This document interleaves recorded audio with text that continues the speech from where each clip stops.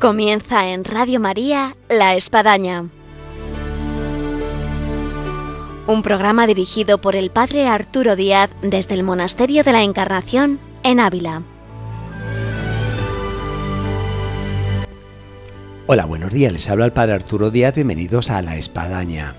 Este es primer viernes de mes, generalmente tenemos la vida y obra de San Juan de la Cruz de los últimos viernes de mes, pero como dijimos en nuestro programa anterior, en base a la JMJ, en lo que está viviendo en Portugal, en Lisboa, en base a este encuentro del Papa con los jóvenes, aprovechando el paso de jóvenes que van a la JMJ, nos vimos el viernes pasado de poder ofrecer los micrófonos a esa juventud radiante, entusiasta, que está viviendo en este tiempo este encuentro maravilloso de lo que supone el encuentro en la fe con la Iglesia, con el Papa y millones de jóvenes.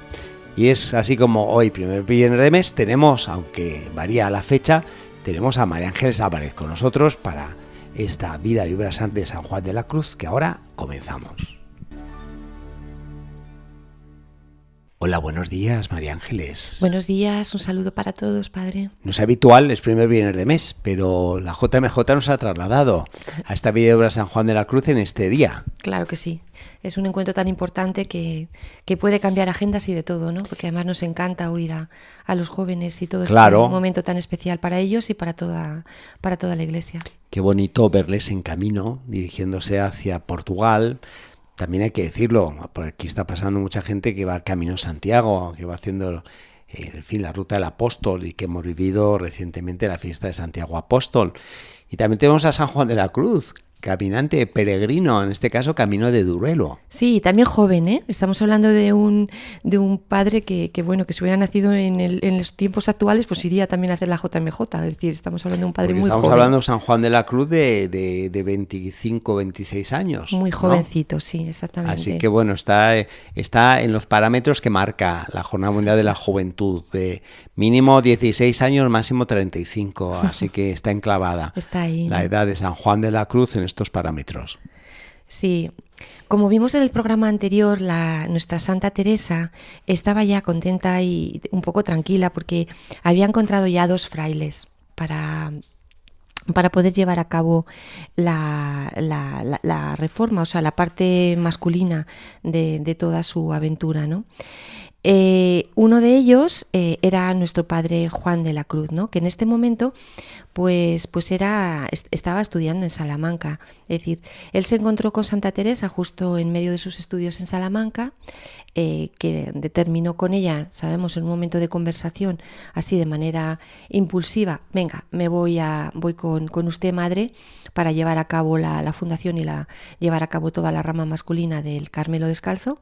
Pero volvió nuevamente a estudiar este año de teología, el año en Salamanca, del 1567 al 1568, mientras la santa seguía pues con todas sus fundaciones en Alcalá de Henares, Toledo y tal, pues él estaba en Salamanca terminando sus estudios. Y justo cuando ya llegó nuevamente a Medina del Campo, en julio del año 1568, o sea, ya le dieron vacaciones, podemos decir, sí. Es decir, ya se terminó los estudios, pues entonces se encuentra con la santa nuevamente y empiezan pues poco a poco ya a perfilar lo que va a ser la fundación de Duruelo, ¿no? El primer convento masculino de la orden. En este momento pues había un señor que tenía de nombre Rafael, que se enteró que la santa quería hacer una nueva fundación, un nuevo convento y ya para frailes, y le ofreció una casa que tenía en un lugarcillo, así dicen las fuentes, ¿no? de pocos vecinos, que en este momento no serían más de 20.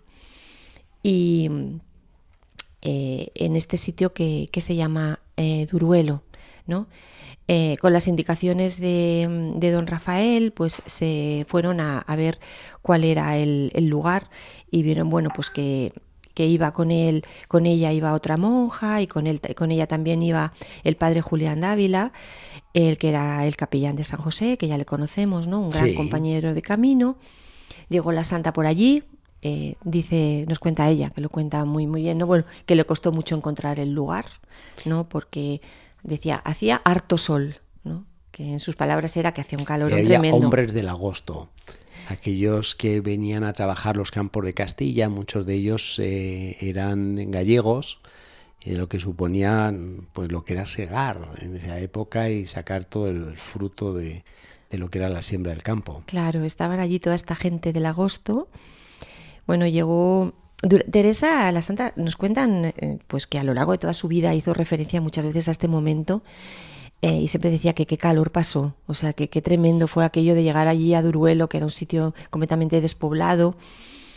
Nos dice, como entramos en la casa, estaba de tal suerte que no nos atrevimos a quedar allí aquella noche, por causa de la demasiada poca limpieza que tenía y mucha gente del agosto. Es decir, que bueno, que no se atrevieron porque realmente aquello debía de estar pues casi como una pocilga, ¿no? Estaba sucio, hecho polvo, tirado, y que había por allí mucha gente, como dice padre, vendimiadores y bueno, vendimiadores, gente de campo, agricultores que estaban por allí o gente que pasaba, en fin. Y dijeron, bueno, aquí de ninguna manera nos podemos quedar a dormir dentro, ¿no? Bueno, pues como era verano, pues nos los imaginamos durmiendo allí. Al raso.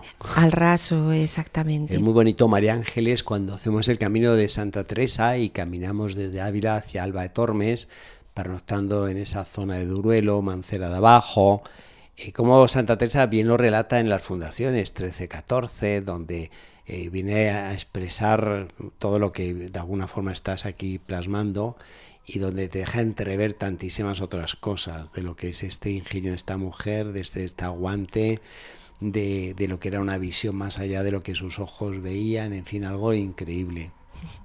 Ella, que sabemos que la encantaba, a Teresa la encantaban las fundaciones, en el fondo, ya la hemos visto en tantos programas, ¿no? Se ponía como muy contenta, muy dinámica, hacía muchas cosas, ¿no? Entonces nos la imaginamos en esta noche ahí tirada, durmiendo en Duruelo, pero ya dándole vueltas a su cabeza a todo el tema de cómo voy a diseñar, cómo voy a organizar la casa, dónde voy a poner el desván, dónde va a estar la puerta, dónde voy a poner el San José de la entrada, dónde va a poner la campana, esta famosa que siempre la acompañaba a ella. Y si, dónde podrían dormir, dónde estarían las habitaciones, en fin, todo esto, ¿no? Nos la imaginamos toda la noche dando vueltas a todo, ¿no? Y bueno, que el lugar estaba difícil, pero bueno, también era como un reto el empezar en un sitio tan pobre, en un sitio tan devastado, ¿no? Que como vamos a ver, al final se va a ir convirtiendo como una especie de lugar soñado, ¿no? Y todavía la palabra Duruelo dentro de todo el Carmelo tiene como un aura, ¿no? De santidad y a la vez de sencillez, de pobreza y de verdad, ¿no? Como vamos a ir viendo hoy a lo largo del programa. Yo con la gente que he acompañado y hemos ido a Duruelo, efectivamente se sienten identificadas en todo lo que es este espíritu que tú estás mencionando de San Juan de la Cruz, en la nada, encontrarte con un panorama, un paisaje en el que se funde la tierra con el cielo, en esa meseta castellana, en esa simplicidad de paisaje por un lado, pero en ese englobarte en un aire espiritual de lo que es esa fusión de cielo y tierra. Yo creo que yo creo que hay lugares especiales, ¿eh?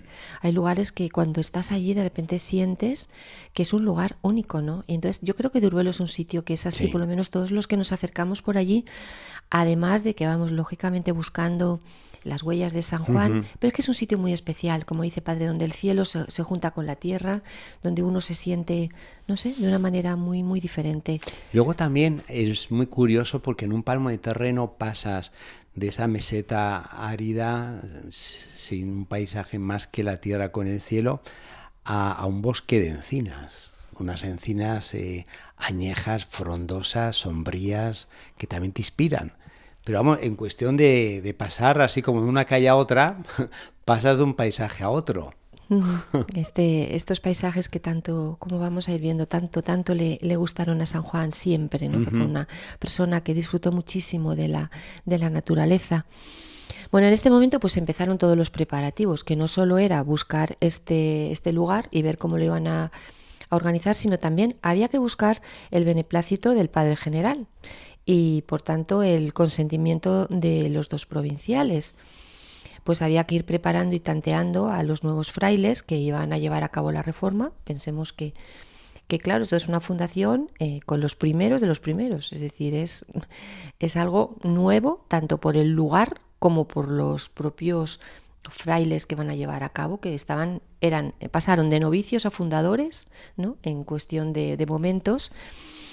Y claro, tenían que visitar con detenimiento este lugar, pues para ver qué les ofrecían, para ir poco a poco viendo cómo iban a levantar un convento en esas ruinas, ¿no?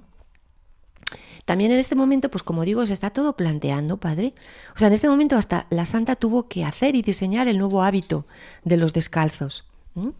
Que bueno, a ella no le gustaba el color negro de los calzados y por tanto coge el color marrón como el de las descalzas, ¿no? El que conocemos como marrón carmelita, ¿no? Sí. Que es un marrón oscuro, pero que ya es un cambio.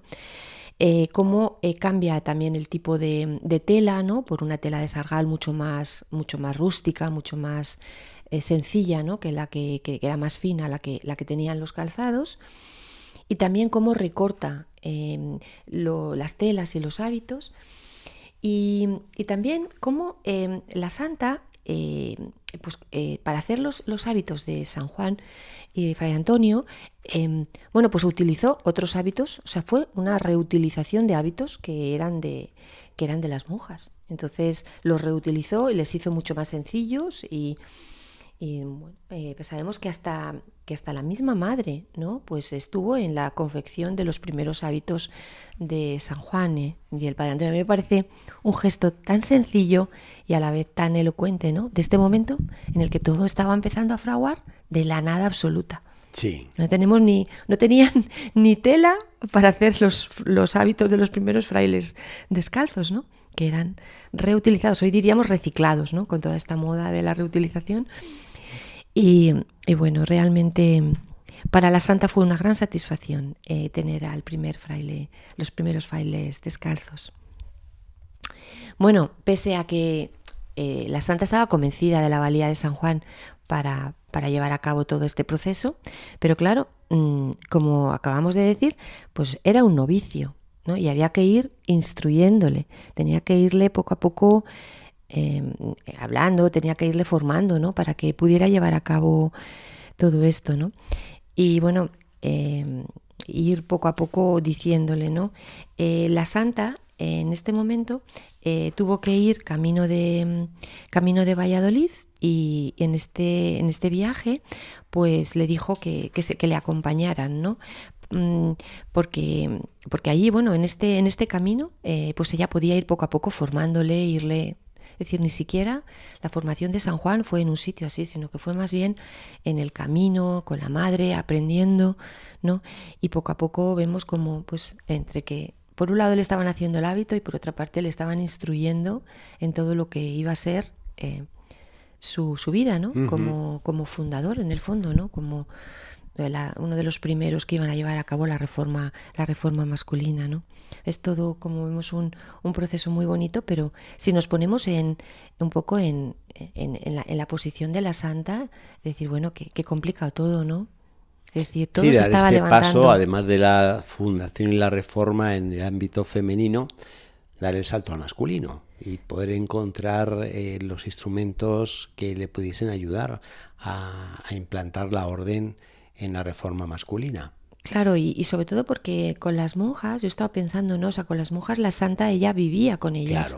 Claro. Pero con los frailes era diferente. Entonces, sí, había que llevarlo adelante, pero no sé, el control, los hilos, ¿no? Eran mucho más largos, ¿no? Y además que tendrá, pues en este inicio, hombres que ya son sacerdotes, o sea, no serán aquellos que entran con una edad muy temprana, novicios de 16, 18 años, sino ya eran personas pues formadas, forjadas.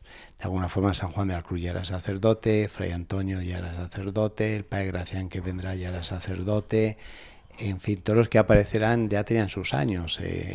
Nicolás Doria era un mercante genovés que venía de una especie de conversión. Sí, pero quizás es también una de las cosas que nos va a explicar todos los problemas que van a tener luego los frailes descalzos, que Eso es para lógicamente otros programas. para otros programas, ¿no? Y largos. Exactamente. Pero que en el fondo la santa, para ella, la fundación de los frailes, yo creo que le debía de plantear más problemas que la fundación de las monjas, Sí. por ese mismo sentido, ¿no? De todas maneras, Fray Juan, pues camino de, como digo, en Valladolid, pues está allí viviendo con la comunidad y con Teresa y con las hermanas. Poco a poco se va formando. Por un lado, él va confesando y siendo el director espiritual de las monjas, algo que también va a quedar como uno de los trabajos de él y de todos los frailes carmelitas. Y también, a la vez, se iba formando con la santa, aprendiendo todas las cosas de esta nueva orden reformada, ¿no? En Valladolid llegó el padre Antonio y bueno, en este texto que le retrata muy bien, ¿no? Porque ella nos cuenta así, ¿no? Nos lo cuenta la santa en Fundaciones 14, referido al padre Antonio. Dice: ya tenía algo allegado de lo que era menester, ayudábamosle lo que podíamos, aunque era poco. Vino allí a Valladolid a hablarme con gran contento y díjome lo que tenía allegado, que era harto poco. Solo de relojes iba proveído, que llevaba 5, que me cayó en tanta gracia. Díjome que para tener las horas concertadas, que no, quería ir desapercibido. Creo aún no tenía en qué dormir. Bueno, nos cuenta esto, ¿no? Que nos parece como muy sorprendente. Es decir, bueno, sí que tenía la santa una gran opinión del padre Antonio, pero que llevaba 5 relojes. Me imagino que cada uno con una alarma o con algo, ¿no? Para no dejar las horas. Bueno, esto nos lo va retratando un poco, ¿no? Nos va retratando a este padre que quería seguir con toda esta vida pues del rezo de las horas y todo, ¿no? Y cómo bueno, a la santa esto le sorprende muchísimo, ¿no? Esta preocupación. Bueno, al tener ya tenía los 2 frailes y la voluntad de los 2 provinciales, pues entonces en este momento ya había que volver a Duruelo y bueno, pues cogió y mandó por delante a Fray Juan para que fuera poco a poco acomodando la casa. Y bueno, pues le manda con... ¿Qué es lo que le manda? Bueno, yo he estado leyéndolo y siempre... Esto ya lo había leído antes, pero otra vez lo he vuelto a leer y me ha vuelto como a... no sé, como a encoger un poco el alma. O sea, le manda a Teresa con unas estampas de papel un Cristo que había traído una novicia, ¿no? Y dice la santa, dice que ya tenía con qué adornar el coro y las ermitas que se habían de hacer. Así le manda a Fray Juan, ¿no? O sea, con unas estampitas que sabemos que luego va a colocar el santo por allí, ¿no? Luego va a aderezar, podemos decir, con unas cruces de madera que él hacía de palitos de madera, también decorado con calaveras, y esta cruz que una monja pues que llegó, ¿no? Cuando que lo aportó cuando llegó al convento, ¿no? Vemos la absoluta pobreza, ¿no? En la que realmente se llevó a cabo esta fundación. También en esto le da una carta, que es la carta 13, en la que se lo manda a su gran amigo don Francisco de Salcedo, ¿no? Es una carta de recomendación de Fray Juan. Bueno, que la santa un poco yo creo que le mandó a su amigo, al que tanto consideraba, pues también un poco pues para que le ayudara, para que le apoyara, es decir... No sé, es como cuando a un joven le envías también a una persona mayor, a un hombre mayor, ¿no? Que como para que le ayude, le aconseje, esté con él, ¿no? Es decir, la santa que sabia era también sí. En cuanto al tema de las relaciones, es decir, como que necesitaba a otra persona, a otro hombre mayor, más experimentado, en el que ella confiaba mucho, también para que le ayudara, para que encontrara Juan también una persona de referencia, y le dijo: mire, le voy a dar una recomendación, Fray Juan, y usted se va a ir, ¿no? A hablar con este hombre santo, amigo mío, ¿no? Dice la carta presentándole a nuestro santo Juan, a su amigo Francisco de Salcedo, dice que aunque es chico, entiendes grande en los ojos de Dios, que aunque lleva poco tiempo en la orden, parece le tiene el Señor de su mano, Dice que aunque hemos tenido en algunas ocasiones, en algunas ocasiones me he enojado con él a ratos, jamás hemos visto una imperfección, ¿no? Vemos la carta de la santa nuevamente cómo la retrata. Vemos que la santa es una mujer que también es automática en el sentido directa de lo que piensa y cómo se lo dice a sus amigos. Porque a la vez que le está diciendo, mire, es joven, pero es valioso y el Señor le tiene de su mano y todo, y dice, pues como digo, que cuenta todo, ¿no? Le dice a su amigo, yo me he llegado a enojar con él algunas veces, pero es una persona en la que nunca le hemos visto imperfección, ¿no? El padre José Vicente Rodríguez pues está ahí investigando qué es lo que quiso decir la santa con esto. Es decir, ¿qué diferencias pudo haber? Porque realmente... ¿Captó algo el padre? ¿Qué es lo que pudo haber? Sí, él experimenta, ¿no? Bueno, por un lado, él dice, bueno, Juan era joven y Teresa era una mujer experimentada. Entonces, bueno, puede ser que haya un choque generacional, es decir, que seguro que lo hubo, en apreciaciones de cómo llevar las cosas, de cómo hacer, ¿no? Probablemente, bueno, pues estamos hablando de, como decíamos en el programa anterior, el choque de dos grandes trenes, en el que uno era un joven con mucho impulso y mucha energía, y la otra también una mujer con mucha energía, pero ya mayor y tal, ¿no? Pudo haber ahí. ¿Qué más puede haber sido, ¿no? Lo que nos podemos llegar a imaginar que puede haber sido. Pues probablemente, si estamos empezando a construir algo entre los dos, ¿no? Pues yo opino esto y tú opinas esto otro, que no es lo mismo. Yo creo que si lo pasáramos un poco este momento al momento actual, es como cuando se quiere emprender, ¿no? Dicen, no, el emprendimiento, vamos a hacer una nueva operación, un nuevo negocio, por ejemplo, y nos sentamos, hacemos estas reuniones casi de brainstorming, es decir, cada uno dice sus cosas, vamos a ir diciendo lo que vamos a ir haciendo. Entonces empezamos todos como a levantar castillos en el aire, yo quiero decir esto, lo otro y no sé qué, y lógicamente en esas ideas, pues no eran las mismas en el 100%, las de la madre y las de Juan. Entonces por ahí pudo haber un poco algún tipo de discrepancias, lógicamente, ¿no? Pero estamos viendo cómo, como dice la santa, aunque no estuviéramos de acuerdo absolutamente en todo, lo que no podemos de ninguna manera ponerle es a este joven ningún pero. Es decir, todo lo que está diciendo está basado siempre en una vida interior profunda y una persona sentada. No, me parece muy bonito por parte de la santa el apuntar también a todo lo que es nuestra parte humana, en donde sí nos podemos llevar bien, podemos sintonizar en lo más importante, pero tenemos también discrepancias, ¿no? Y cada uno puede opinar cosas distintas. Se nota el rasgo de humanidad también en los santos, que es necesaria. Sí, en que podemos ver que realmente, bueno, pues como nos pasa a nosotros, ellos también tuvieron discrepancias entre Juan y Teresa ya desde estos principios, pero que ellos ambos se consideraban y estaban en la misma empresa y tiraron adelante. Y como, bueno, con estas discrepancias, probablemente esto sea una de las causas por las que dijo, mire, padre Juan, vaya a hablar con este amigo mío santo. Don Francisco Salcedo. A ver. Y además a mí me impresiona, María Ángeles, lo que tú has mencionado, la formación que San Juan de la Cruz recibió de Santa Teresa, que no fue, digamos así, de aula, de sentarse y exponer y escuchar, sino puestos en camino. Vente a la Fundación de Valladolid y según vamos a la Fundación de Valladolid te voy diciendo, te voy hablando, te voy comentando. Esto pues hay que suponerse cómo eran esos caminos hacia las fundaciones, en un carromato, caminando, pasando calor, sed, frío, mal durmiendo, en fin, arreglando situaciones de que la obra no estaba, de que había unas deudas con los albañiles, y en medio de eso está él explicando a San Juan de la Cruz pues cosas tan santas como era pues la regla, como serían pues los principios, las costumbres, las normas, en fin. Sí. ¿No? Y el momento que estaba construyéndose, o sea, esto todo junto con que se está construyendo todo lo que es la rama masculina.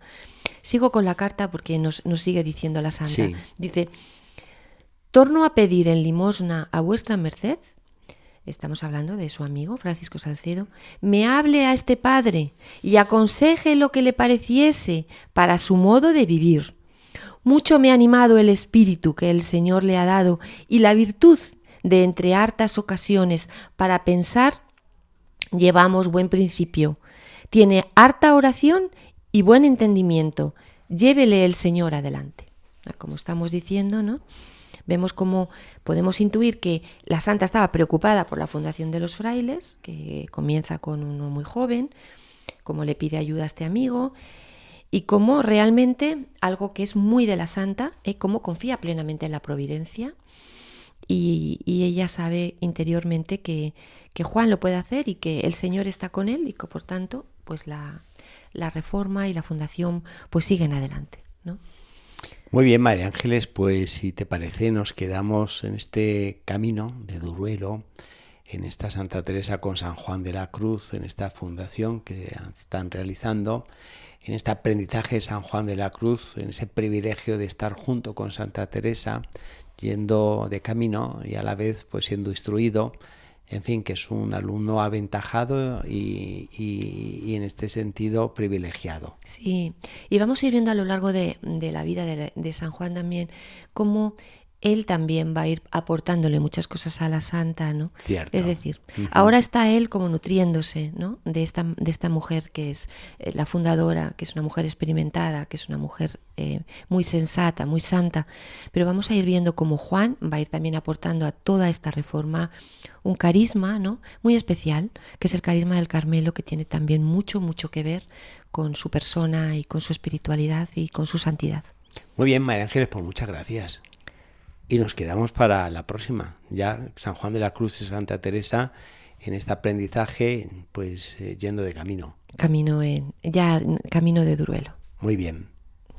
Llegamos así al final de nuestro programa en el día de hoy con María Ángeles Álvarez en Vida y Obra de San Juan de la Cruz, y justo tocando ese tiempo que Santa Teresa relata en las fundaciones 13-14 de agosto, en lo que suponía la fundación de Duruelo. Así que estamos en un mes donde podemos apreciar también las altas temperaturas, el calor y todo, y bueno, recordar cómo Santa Teresa y San Juan de la Cruz pues fundaron en un mes de agosto de 1568 pues ese lugarcillo de Duruelo y el inicio de la reforma del Carmelo en la parte masculina. Desde Radio María La Espadaña les deseamos que este sea un tiempo muy propicio para este encuentro de la naturaleza con Dios, y les esperamos hasta el próximo programa, Dios mediante, aquí en La Espadaña el próximo viernes. Hasta entonces.